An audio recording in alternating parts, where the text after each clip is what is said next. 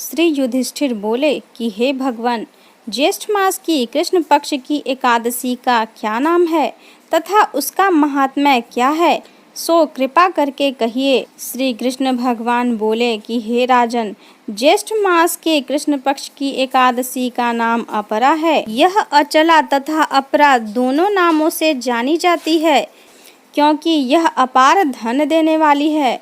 यह पुण्यों को देने वाली और पापों को नष्ट करने वाली है।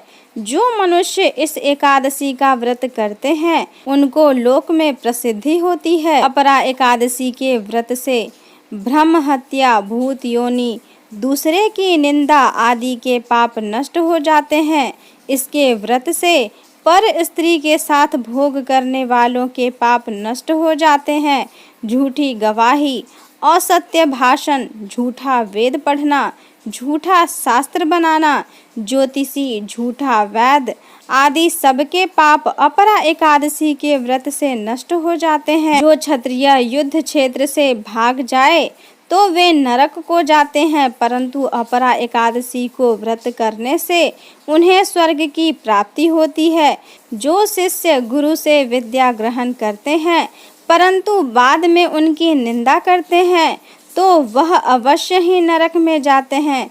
वह भी अपरा एकादशी का व्रत करने से स्वर्ग को चले जाते हैं। जो फल तीनों पुष्करों में स्नान करने से या कार्तिक मास में स्नान करने से अथवा गंगा के तट पर पीतरों को पिंडदान करने से मिलता है, वह फल अपरा एकादशी का व्रत करने से मिलता है।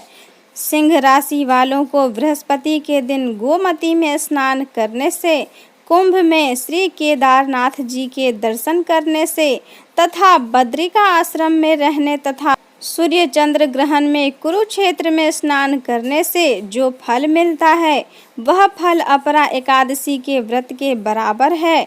हाथी घोड़े के दान से तथा यज्ञ में स्वर्ण दान से जो फल मिलता है वह फल अपरा के व्रत के फल के बराबर है। ब्याही हुई गौ व भूमि या स्वर्ण के दान का फल भी इसके फल के बराबर होता है।